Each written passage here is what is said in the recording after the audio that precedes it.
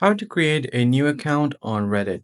What's up everyone, in this tutorial I'll show you guys how you can create a new account on reddit.com.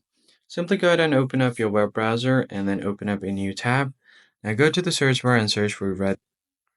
And once you search for Reddit, click on the first link, www.reddit.com.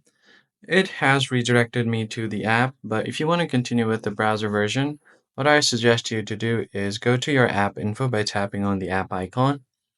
Go to set as default and then turn off open supported links.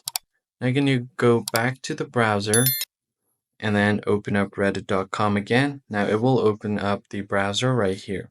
In order to log in, you could just go ahead and tap on the In order to log in, you could just go ahead and tap on the three lines at the top right of your Reddit page and then click on login or sign up.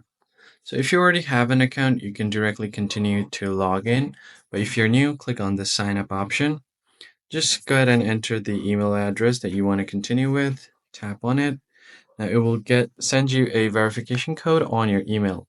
You're just going to have to verify your email.